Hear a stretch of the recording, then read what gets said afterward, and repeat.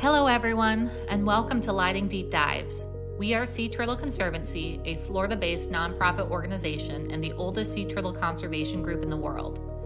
Come join our lighting team members as we sit down with real-world professionals to discuss the challenges with beachfront lighting and explore innovative solutions to help protect sea turtles from disorientation. In this episode, our Senior Lighting Project Specialist, Emily Wooley, will be speaking with Joseph Scarola, Senior Scientist and Sea Turtle Lighting Specialist with Ecological Associates Inc., as well as Rachel Rainbolt, Conservation Officer with the City of Sanibel. They will discuss how Skyglow affects our nesting beaches, why this source of light is such a challenge, and what is being done to address this threat.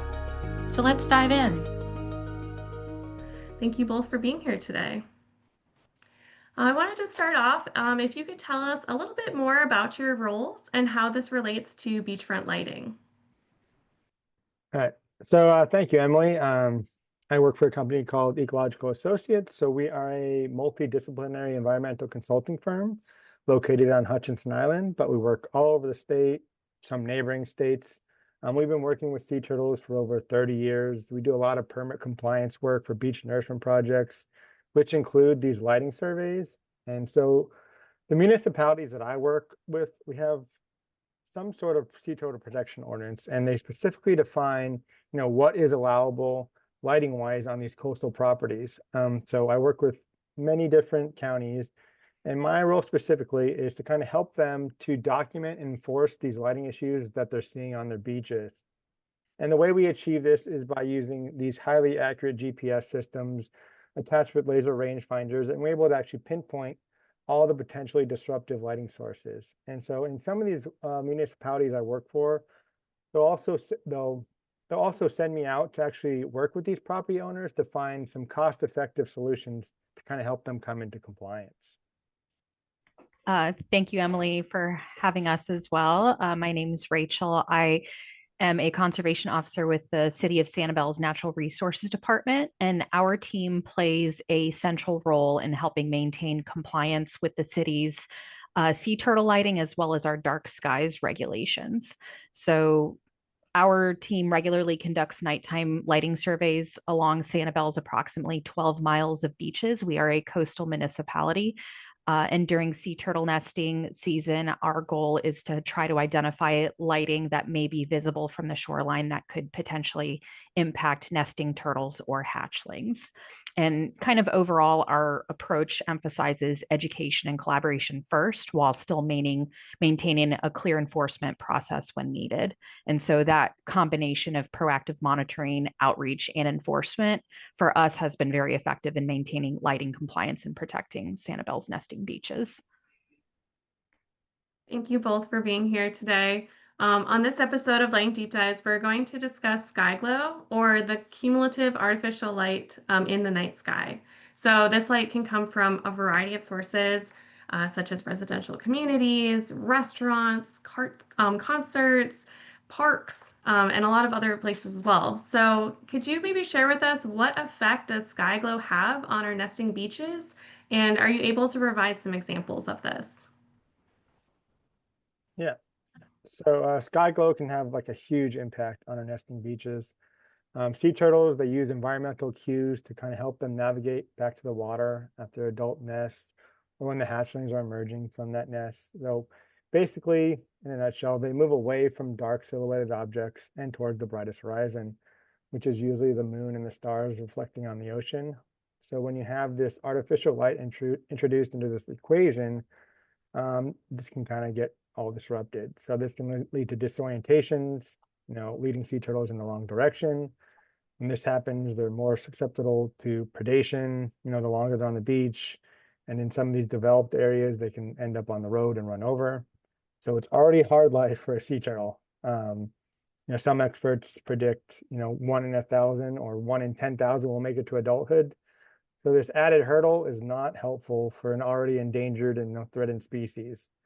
So one example that I can think of that comes to my brain is we have an undeveloped beach and we have many hatchling disorientations on that beach.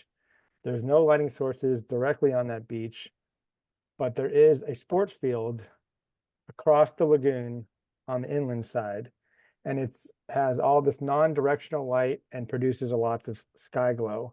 So these turtles are picking up on this ball field across the lagoon, and it's leading them the wrong way, which is not great for sea turtles. On Sanibel specifically, Skyglow can still affect nesting beaches, even in our case when individual properties are doing their best to comply with the city's lighting standards. And interestingly enough, for our team, one positive outcome from the recent hurricanes is that many properties had to either repair or rebuild, which allowed a large number of lighting systems to be replaced in conjunction with their development permits. And this has improved overall compliance with the beachfront. That said, one of the other challenges we're now seeing is that the cumulative effect of light from neighboring coastal communities as well as from landscape lighting. That's kind of our one of our biggest issues right now. So uplighting is actually prohibited on Sanibel thanks to the dark skies compliance, but local landscaping companies may not always be fully aware of the regulations because they're not lighting specialists. So to address this, our team works closely with contractors throughout the year, keeping them informed about the rules and best management practices for wildlife compliant lighting and dark skies compliant lighting. But even subtle sky glow can have real effects. As Joe was mentioning, hatchlings rely on the natural brightness of the seaward horizon to find the ocean. And so when artificial light, even from a distance or from indirect landscape lighting, outshines the horizon, hatchlings can become disoriented and crawl inland instead of toward the water. So while Sanibel has made great progress in reducing direct lighting violations, managing cumulative light remains a key part of protecting sea turtles on our beaches. And I think that that's interesting too, like you're mentioning, it can come from these specific types of lights, such as uplights, or from a very specific property, even such as these stadiums, that can have really this big impact a large distance down the beach. So I think, Joe, when you had mentioned that, you know, a lot of your beaches that you work on are relatively darker, which of course applies to Sanibel as well. But I was curious, you know, you're still seeing these impacts of light pollution from, you know, the specific area, such as a stadium or a neighboring city as well. Why is Skyglow really such a challenge to address? So we do have undeveloped beaches, but we also have developed beaches, and we're able to actually pinpoint these lighting issues easily on the coastal properties, you know, using the system I described before. But the most municipalities don't have a way to enforce kind of that sky glow, and it can be a much larger cumulative issue and harder to pinpoint where it's actually coming from. So the sky glow could be coming from maybe a neighboring county, and that county would have no way to enforce it. The other aspect is kind of education and, you know, getting people to kind of realize that light travels. And even though you're not directly on that beach, you know, you could have an impact on sea turtles and other wildlife, and as well as human health. So none of the municipalities that I work for actually have language in their ordinance that addresses sky glow. So first, we would have to actually pinpoint, you know, where that major inland light source is coming from. And then we would have to kind of get a property owner to voluntarily, you know, modify their lighting to address the sky glow. And that's done with education and, you know, showing them, you know, the impacts it could be having. And so this could be as simple as, like you said, you know, just, you know, retrofitting a ball field, or this could be hundreds of properties that are all contributing to the sky glow. So, you know, it can be quite a challenging, you know, task to undertake. Absolutely. And I feel like you had touched on the solutions. So, you know, when we're conducting lighting retrofits on beachfront properties, and I know Rachel had mentioned this earlier with the City of Sanibel's ordinance, you know, we follow the three rules of wildlife lighting, which we're using lowered mounting heights, we're using fixtures that are fully shielded from the beach, as well as that long wavelength LEDs, which are 560 nanometers or longer. Do you think that these same sort of solutions can be applied to inland sources of light to modify these fixtures to help reduce sky glow, or is it maybe something potentially different or an addition that would help these different inland sources? Now, you definitely hit it right in the head. You know, lighting design is really important. You know, getting away from these globe lights that kind of distribute light in all directions and using directional, you know, shielded fixtures and putting that light like where it's needed is kind of, you know, the goal here. It creates a much safer environment. A lot of people just think that, the lighter the better, and that's not necessarily the case. And if it's not designed properly, it can create, glare and shadows, and that's not actually good for human safety. So, modifying these fixtures and designing them is just as important to keep the light where it's needed and, where it needs to go. I know, Rachel, you had mentioned that you guys have, not only a lighting ordinance for sea turtle protection, but you also have a dark sky ordinance. And to my knowledge, the City of Sanibel is one of, if not the only, coastal government that has this system in place. So I was wondering if you could speak a little bit more to this and why was the dark sky ordinance enacted?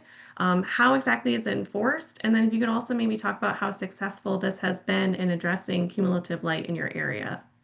Sure. So Sanibel prides itself as a sanctuary island.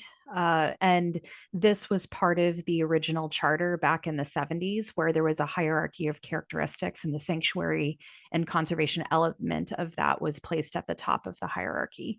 And so, towards that end, Sanibel actually adopted an island wide lighting regulations originally back in 2000 through the ordinance. And it was really part of the community's broader commitment to protecting wildlife and preserving the natural nighttime environment. And what I feel like makes Sanibel's approach so unique is that the ordinance was implemented in phases so that the community actually had time to transition. And so the first phase focused on immediate safety issues. So any lighting that caused glare for drivers or cyclists, especially alongside the streets, our shared use paths or parking areas, had to be corrected right away by shielding or redirecting the light.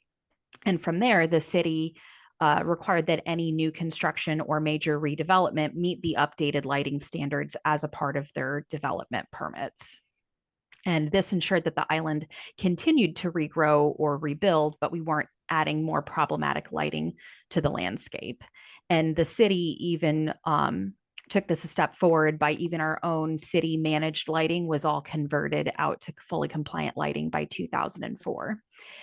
And the most interesting, I'd say, part of this long transition period was for existing lighting. So fixtures that weren't creating an immediate safety hazard were allowed to remain temporarily, but the city set a firm compliance deadline of 2015. And by that point, all outdoor lighting across the island, whether they're residential properties or commercial properties, had to meet the dark sky standards. So today, enforcement is both, I'd say, proactive as well as collaborative. So we do require development permits through the city for installing or relocating outdoor lighting within the areas that would be relevant for sea turtle nesting. And we also, as a part of that process, applicants submit fixture specifications, lighting plans, and NFRC reports for tinted glass, since beachfront tinted glass is qualified as through our outdoor lighting standards. And then we can review everything before installation and hopefully prevent non-compliant products from being installed at that time. And because of this process, nearly all of the beachfront properties have been repaired or replaced lighting and installed tinted glass on windows that the code states is within direct line sight of the beach. So overall for us, I feel like it's been a really successful approach, although sometimes a long approach, because it helps not only reduce skyglow across the island, but it also helps protect nesting sea turtles and other species of wildlife that rely on that naturally dark beach conditions. Is there any advice maybe that you would offer to a local government if they were thinking about adopting an ordinance similar to this, where they really wanted to address, cumulative sky glow and have maybe a dark sky ordinance that accompanies their sea turtle lighting ordinance? We have a very active we have a very active city council. We have a very active community. So whenever there is proposed changes to our comprehensive land use plan or to our uh, land development code, which is really kind of the enforcement component of our comprehensive land use plan, those usually get reviewed through our planning commission and then put on for recommendations for our city council. And what's nice about having such an active both active and proactive community is that there's input along the whole way. And so I feel like from a local government management perspective, having that appearance as well as execution of transparency really helps streamline the process for any updates to any ordinances. I think that's really wonderful. I was thinking about it with the locations that Joe has worked with as well. And, just he had mentioned kind of that first step maybe is making changes to the lighting ordinance to help include cumulative sky glow. And that could be a nice option, but to really, I think, address the issue, having this kind of more comprehensive plan in place could be really wonderful for an area, or even, a county or municipality in Florida that's not beachfront. If they were to adopt, dark sky ordinance, there's been a big dark sky movement throughout different parts of the United States, for other reasons such as being able to enjoy the night sky and to have, these other activities in place that aren't focused around sea turtles, even though that is, our focus here. So I was just curious, how this could apply to some other areas as well, which I think could be really great. Do you guys have anything else that you would like to add or discuss? We're moving to these energy efficient, bright LEDs, lots of blue light. And I just want everyone to realize that, more is not always better. We can get a lot more light output at a much lower cost, but it can have impacts to not only the sea turtles, but a variety of species. There's been studies done on humans' health and sleep cycles with all this blue light. So when you are designing a project out there and using these bright LEDs, really think about the impacts that it has on environment and human health. And design is a big help in trying to design these projects. I think that's a great point, and it's a great opportunity, for us to make this change and to see these positive impacts right away. It's a great opportunity from the design standpoint and from a manufacturing standpoint to come up with these creative solutions and to use lights in the proper application. Like you said, more light is not necessarily better. It's all about how that light is utilized. So I think that that's a really, really wonderful point, and something important to keep in mind when you're selecting lights on your home or you're looking at your local lighting ordinance or anything like that as well. And from an implementation standpoint, I think our department and the planning department as well, since they help kind of oversee the dark skies ordinance for the interior of the island, since we're more specifically for beachfront properties. We try to also talk about the other tangibles, like Joe brought up public health. I know people are also trying to be economically conscientious too. And so even mentioning like the energy efficiency savings and how that can, be a financial incentive has also received positive feedback from the residents too. So it makes them really kind of second guess, how the decisions they're making are going to be benefiting wildlife, but it's also going to be benefiting, their finances as well.